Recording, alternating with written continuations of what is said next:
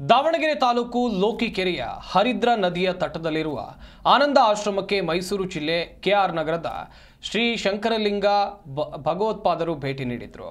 ಧಾರ್ಮಿಕ ಕಾರ್ಯಕ್ರಮ ಹಿನ್ನೆಲೆಯಲ್ಲಿ ಆನಂದ ಆಶ್ರಮಕ್ಕೆ ಆಗಮಿಸಿದ ಶ್ರೀಗಳಿಗೆ ಭಕ್ತಿಪೂರ್ವಕವಾಗಿ ಸ್ವಾಗತಿಸಲಾಯಿತು.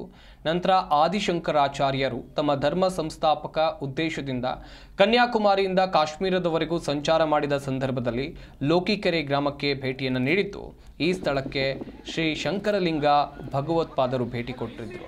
ಈ ವೇಳೆ ಗ್ರಾಮಸ್ಥರಿಗೆ ಈ ಸ್ಥಳವನ್ನು ಸಂರಕ್ಷಣೆ ಮಾಡಿಕೊಂಡು ಹೋಗಿ ಇದು ಪುಣ್ಯ ಸ್ಥಳ ಆಗುತ್ತೆ ಅಂತ ಶ್ರೀಗಳು ತಿಳಿಸಿದರು.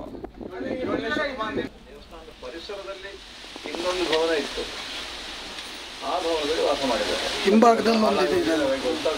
ಹಿಂಭಾಗದಲ್ಲಿ ಒಂದು ದೇವಸ್ಥಾನ ಇದೆ, ಅಲ್ಲಿ ಗುಹೆ, ಅಲ್ಲಿ ಕನೆಕ್ಷನ್ ಇದೆ, ಗುಹೆ ಇದೆ ಅಂತ ಹೇಳೋರು. ವಿಘ್ನೇಶ್ವರ ಇತ್ತಲ್ಲ, ವಿಘ್ನೇಶ್ವರ ಯಾರ ಗೊತ್ಕೊಂಡು ಹೋಗ್ಬಿಟ್ರು ನೋಡಿ. ಯಾರಾದ್ರೂ ಹೋಗಿ ಕಟ್ಟಿಗೆಯಲ್ಲೋ ಇನ್ನೊಂದು ಕಡೆ ಮತ್ತೊಂದು ಕಡೆ ಇದ್ದಂಥ ಪತ್ರಗಳಿರ್ಬೋದು,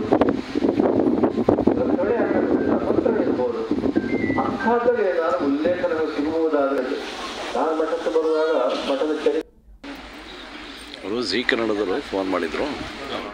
ಅದಕ್ಕೆ ಅವರಿಗೆ ಮೊದಲೇ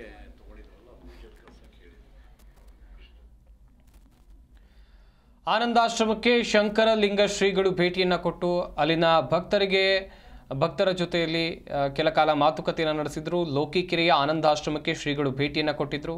ದಾವಣಗೆರೆಯ ಲೋಕಿಕೆರೆಯಲ್ಲಿರುವಂಥ ಆಶ್ರಮ ಇದು. ಕೆಆರ್ ನಗರದ ಶ್ರೀ ಶಂಕರಲಿಂಗ ಭಗವತ್ಪಾದರು ಆಶ್ರಮಕ್ಕೆ ಆಗಮಿಸಿದ್ರು. ಶ್ರೀಗಳು ಭಕ್ತಿಪೂರ್ವಕವಾದಂಥ ಸ್ವಾಗತವನ್ನು ಅಲ್ಲಿನ ಭಕ್ತರು ಕೋರಿದ್ದಾರೆ. ಪುಣ್ಯಸ್ಥಳ ಸಂರಕ್ಷಣೆ ಮಾಡುವಂತೆ ಶ್ರೀಗಳು ಇದೇ ವೇಳೆ ಕರೆಯನ್ನು ಕೊಟ್ಟರು. ಗಮನಿಸ್ತಾ ಇರಬಹುದು ದೃಶ್ಯಾವಳಿಗಳಲ್ಲಿ. ಇದು ಶಂಕರಾಚಾರ್ಯರ ಪಾದ ಅಂತ ನಮ್ಮ ಈ ಊರಿನವರು ಅನೇಕ ವರ್ಷಗಳ ಕಾಲ ಪೂಜೆ ಮಾಡ್ಕೊಂಡು ಬಂದ ಪಾದ ಅದು.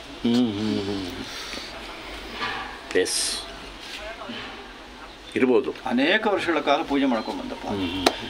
ಖಂಡಿತ ಅದನ್ನು ಹಾಳು ಮಾಡಬೇಡಿ, ಅದನ್ನು ರಕ್ಷಣೆ ಮಾಡಿ ಈ ಕ್ಷಣದಿಂದಲೇ. ಕರೆಕ್ಟ್. ಇವರಿಗೆ ಇದ್ರ ಬಗ್ಗೆ, ನಮ್ಮ ಗ್ರಾಮಸ್ಥರಿಗೆ ಇದ್ರ ಬಗ್ಗೆ ಅರಿವಿಲ್ಲ. ಒಂದು ಕಡೆ ಇಲ್ಲಿ ಬರೋದು ಭಾಳ ಸ್ವಾಮಿಗಳು ಇರೋ ತನಕ ಚೆನ್ನಾಗಿತ್ತು. ವಿದ್ಯಾರಣ್ಯ ಸ್ವಾಮಿಗಳು ಬಂದಾಗ ಎಲ್ಲ ಪೂರ್ತಿ ಇದು ಮಾಡ್ತಾಯಿದ್ರು, ಎಲ್ಲ ಭಾಳ ಚೆನ್ನಾಗಿ ಆಶ್ರಮ ಒಳ್ಳೆ ಬಂದು ವಿದ್ಯಾರಣ್ಯ ಪರಮಹಂಸ ತೀರ್ಕೊಂಡು ಹೊಸಳ್ಳಿಯಲ್ಲಿ ಇದ್ದಾರೆ. ಈಗ ಅವರು ಭಾಳ ಇದ್ದಾಗ ಭಾಳ ರಕ್ಷಣೆ ಮಾಡಿದ್ರಿಂದ ಭಾಳ ಪೂಜೆ ಪುನಸ್ಕಾರ ನಡೆದು ಸುಮಾರು 8-10 ವರ್ಷಗಳ ಕಾಲ. ಅವರು ಕಾಲ ಆದ ನಂತರ ಇದಾಯಿತು. ಅಲ್ಲಲ್ಲ